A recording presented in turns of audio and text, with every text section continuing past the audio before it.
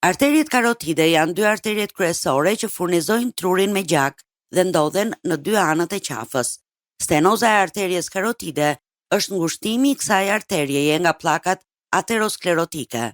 Për të mësuar më shumë për shkaqet dhe pasojat e stenozës së arteries karotide, qëndroni me ne në programin tonë Shpresë për ty.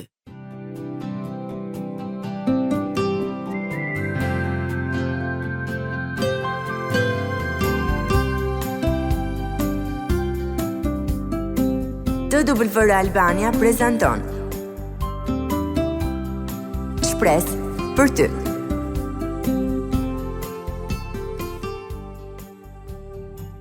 Përshëndetje mikesha të programit Shpresë për ty dhe mirë se vini në programin ton të sotëm. Është shumë kënaqësi për ne që ju zgjidhni të merrni pak kohë nga dita juaj e ngarkuar për të dëgjuar këtë program që vjen tek ju me këshilla për çështjet e jetës së përditshme, por edhe me shumë inkurajim nga fjala e Perëndis, nga Bibla. Unë jam Marta Dhe unë jam Dena, ju përshëndes të gjithave. Ne gjithmonë themi që shtysën për të ideuar dhe krijuar programet tona, ne marrim nga gjëra me të cilat përballen mikeshat tona ose edhe ne vetë. Sot do të flasim për stenozën e arteries karotide. Para pak kohësh mamaja ime u operua për këtë problem. Mendova ta ndajmë këtë me ju duke u shtyr nga fakti që ajo e kapi, le të themi këtë gjë shumë rastësisht, nga një kontroll rutinë për zemrën. As nuk e kishim menduar ndonjëherë që ekziston një problem i tillë dhe ishte diçka e papritur për ne. Dhe pikërisht kjo është arsyeja pse doja që ta ndanim këtë me ju. Mund të jetë e rëndësishme për ju ose për një person pranë jush që ta identifikoni sa më parë dhe të ndërmerrni hapat e nevojshëm. Faleminderit që ndave këtë me ne Arta dhe lutemi që mamaja jote ta marrë veten sa më shpejt edhe të rikthehet rutinës së përditshme normalisht. Faleminderit Dena. Le të flasim së pari sepse dhe si shkaktohet stenoza e arteries karotide. Si të gjitha arteriet e trupit, edhe arteriet karotide mund të preken nga arteroskleroza. Arteroskleroza është një proces i plakjes së arterieve që zhvillohet edhe avancon gradualisht, duke filluar që në moshë të re. Faktorët kryesorë që nxisin zhvillimin e arterosklerozës janë hipertensioni arterial, niveli i lartë i kolesterolit në gjak, pirja e duhanit edhe sëmundja e diabetit. Arteroskleroza karakterizohet nga grumbullimi i ndyrnave në muret e arterieve. Këto grumbullime nxisin disa procese të cilat çojnë gradualisht në formimin e pllakave arterosklerotike në brendësitë të arterjes. Këto pllaka ngushtojnë vetë arterien edhe bëhen pengesë për kalimin e gjakut në to. Arteriet që preken më shpesh nga arteroskleroza janë arteriet koronare, pra arteriet që furnizojnë zemrën, arteriet karotide dhe arteriet e gjymtyrëve të poshtme.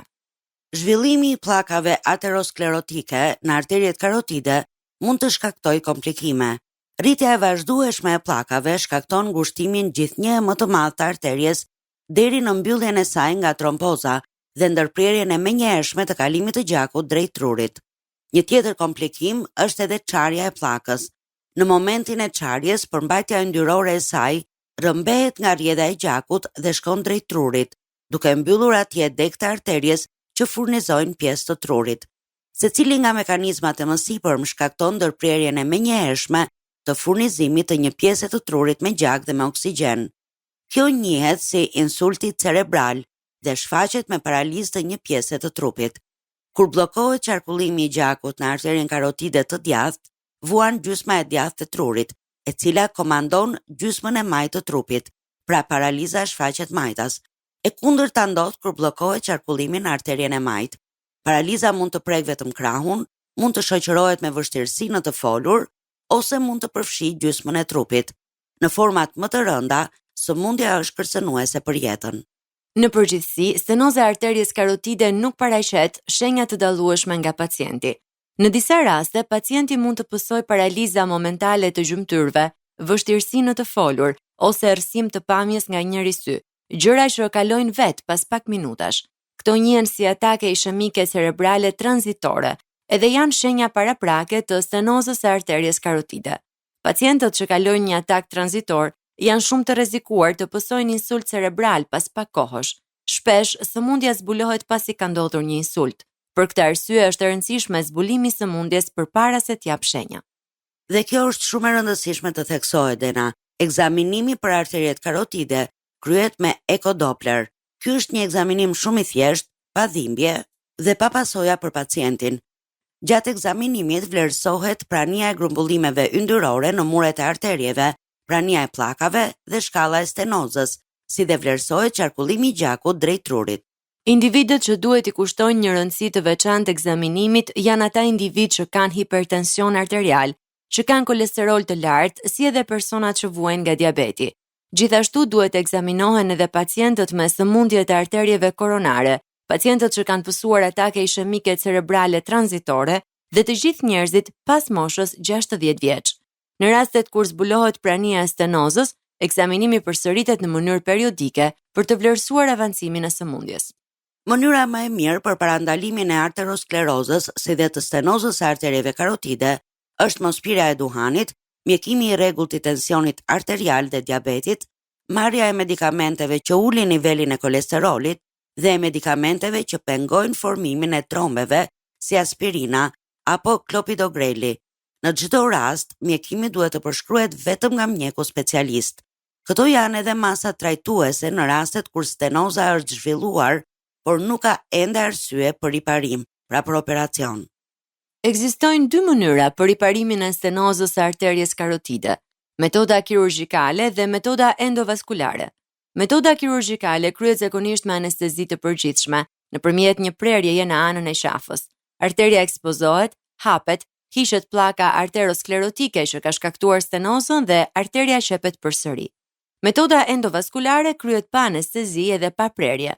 Mjeku kateterizon një arterie, zakonisht arterien femorale në rrëz të kofshës, dhe përmes saj futen në përrenët e gjakut sonda dhe katetere që arrin deri në vendin e stenozës. Aty vendoset një stent dhe arteria zgjerohet me anë të një baloni. Të dyja teknikat e riparimit kanë risk të ulët për komplikime. Në përgjithësi këshillohet ndërhyrja kirurgjikale. Në pacient të caktuar preferohet ndërhyrja endovaskulare. Vendimi për riparimin e arterjes karotide bazohet në dy element, kur sëmundja ka dhënë shenja dhe nga shkalla e ngushtimit të arterjes. Në pacientët tek të cilët sëmundja nuk ka dhënë asnjë shenjë dhe është zbuluar gjatë ekzaminimit, riparimi rekomandohet kur shkalla e ngushticës, stenozës pra, është mbi 70%. Në pacientët pa shenja dhe në pacientët mbi 75 vjeç, rekomandohet kontrolli periodik dhe trajtim parandalues me masat që përmendëm më sipër. Në pacientët që kanë pësuar insult dhe janë përmirësuar dhe në pacientët që kanë pësuar atake tranzitore, ndërhyrja rekomandohet edhe në grad më të ulët të stenozës. Duke e dëgjuar të gjitha këto, ne ju nxisim të bëni vazhdimisht kontrolle, sidomos nëse vuani nga hipertensioni arterial, niveli i lartë i kolesterolit në gjak, diabeti ose pini duhan. Flisni me mjekun e familjes dhe ai do t'ju drejtojë tek mjeku specialist për të ndërmarrë më pas hapat e nevojshëm për t'ju adresuar problemit në kohë.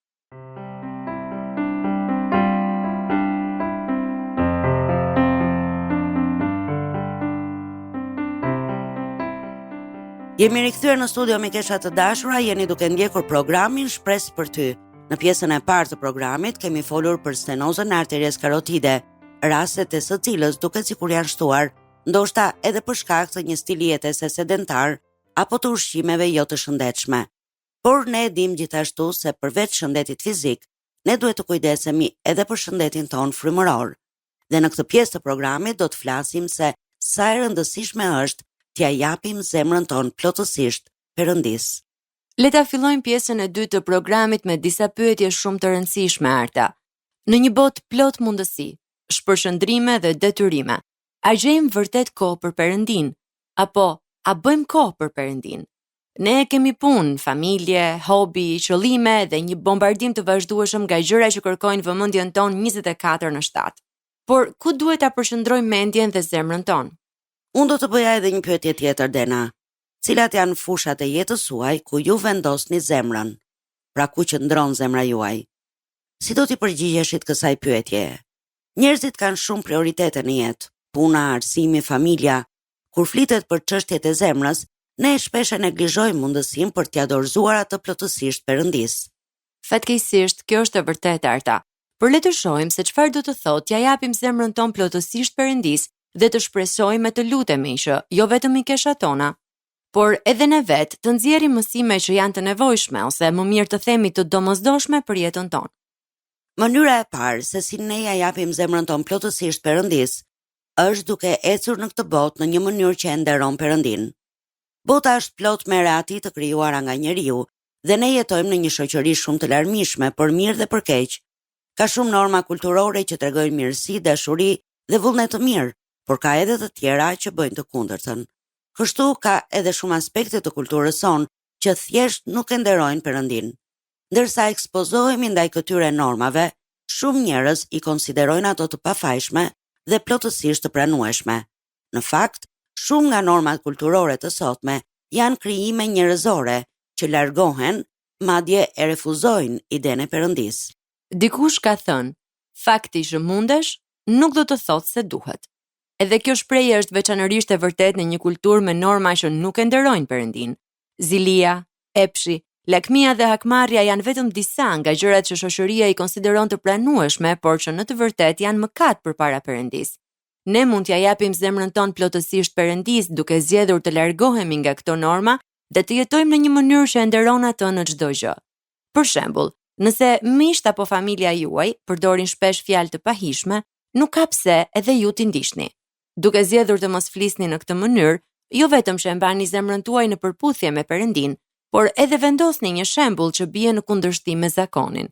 Kjo krijon mundësi që të tjerët të shohin ecjen tuaj me Perëndin dhe ndoshta të pyesin se si mund ta bëjnë edhe ata të njëjtën gjë. Mënyra e dytë se si ne ja japim zemrën plotësisht Perëndis është duke i kërkuar atij përdit të na tregojë vullnetin e tij. Një temë e përbashkët në shumë nga mesazhet që ne ju përcjellim përmes programit ton është kjo: të kërkosh vullnetin e Perëndis mbi gjithçka. Perëndia na ka dhënë të gjithëve vullnet të lirë. Në fakt, shumicën e jetës ne jetojmë duke e ushtruar këtë liri, por shpesh përjetojmë edhe pasojat që vijnë me të. Një gjë që shumë nga ne, në mos të gjithë, kemi mësuar është se një jetë e drejtuar vetëm nga vullneti ynë, pa udhëzimin e Perëndis, shpesh është e mbushur me paqartësi, pasiguri, frikë, dyshime, madje edhe me shkatërrim. Ne si njerëz kemi kufizime. Ne dim vetëm atë që mund të shohim edhe veprojmë vetëm mbi atë që kemi nën kontroll. Në realitet, shumë nga jeta jonë ndikohet nga të tjerët edhe nga rrethana që nuk i kontrollojmë dot. Prandaj dorëzimi i zemrës tek Perëndia dhe kërkimi i vullnetit të tij na kursen kohë, energji, por edhe dhimbje. Perëndia e di gjithmonë se çfarë është më e mira për ne. Kur kërkojmë atë që ai di se është më e mira për ne, përfitojmë më shumë se sa do të mundnim vetë. Prandaj ne mund dhe duhet t'i ndajmë me Perëndin dëshirat, qëllimet dhe ëndrat tona, por gjithmonë t'ja paraqesim ato Perëndis duke kërkuar vullnetin e tij për to. Planet e tij mund të përputhen ose jo me tonat, por ai gjithmonë merr parasysh atë që na jep energji dhe frymëzim, duke zbuluar dhuntit që Perëndia ka vendosur brenda nesh për të përmbushur vullnetin e tij. Rehatit e botës nuk mund t'i zëvendësojnë kurrë bekimet e Perëndis. Për shembull, shumë njerëz mendojnë se paraja zgjidh gjithçka edhe nëse ke para, do të jesh gjithmonë i lumtur. Por ne si të krishterë, e dim se edhe pse paraja mund ta përmirësojë jetën, gjithçka që ajo mund të blejë është e përkohshme dhe kënaq vetëm dëshirat e mishit. Vetëm Perëndia mund të na udhëheqë drejt një plani që na transformon nga brenda jashtë. Vetëm ai mund të na jap paqe dhe gëzim të përjetshëm që te i kalojnë çdo kuptim. Dhe mënyra e tretë se si ne mund t'ja japim zemrën tonë plotësisht Perëndis është duke i besuar atij. Pasi kemi vendosur të jetojmë në një mënyrë që e nderon Perëndin dhe i kemi kërkuar atij të na tregojë vullnetin e tij, ne mund t'ja dorëzojmë plotësisht zemrën tonë duke i besuar atij. Ti besosh Perëndis do të thotë të zhvillosh durim dhe këmbëngulje.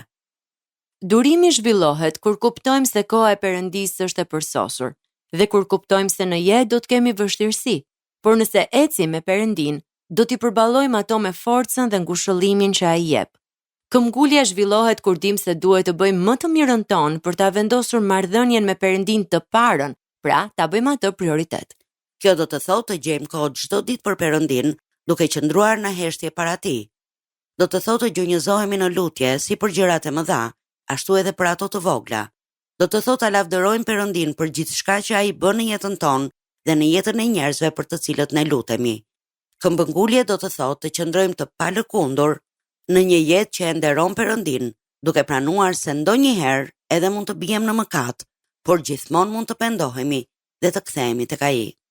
Fjalët e urta, kapitulli 23, vargu 26 thot: Biri im, më jep zemrën tënde, dhe sytë e tu gjetëshin gëzim në rrugët e mia. Dhe Mateu, kapitulli 22, vargu 37 thot: Duaje Zotin, Perëndin tënd, me gjithë zemrën tënde, me gjithë shpirtin tënd dhe me gjithë mendjen tënde. Le t'i mbajmë këto vargje në zemrën tonë dhe të mësojmë t'i besojmë Perëndis me çdo pjesë të shenjes sonë, ndërsa përpiqemi t'ia japim zemrën tonë plotësisht atij. Mikesha të dashura, tani ka ardhur koha të ndahemi, por duam t'ju kujtojmë se mund ta dëgjoni këtë program, si edhe programet e tjera Shpresë për ty në YouTube dhe t'i ndani ato me mikeshat tuaja. Mjafton të kërkoni TWR Albania, playlista Shpresë për ty 2026 dhe do të gjeni aty këto programe. Gjithashtu për çdo pyetje, kërkesë për lutje apo nëse doni të ndani historinë tuaj me ne, ju inkurajojmë të na shkruani një letër në adresën TWR Albania, kutja postare 130 Tiranë. Të na dërgoni një email në twralbania@gmail.com ose të na shkruani një mesazh në faqen tonë në Facebook dhe Instagram Shpresë për ty. Ne ju urojmë një javë të bekuar dhe miru dëgjofshim në programin e ardhshëm. Ndoshët programin Shpresë për ty.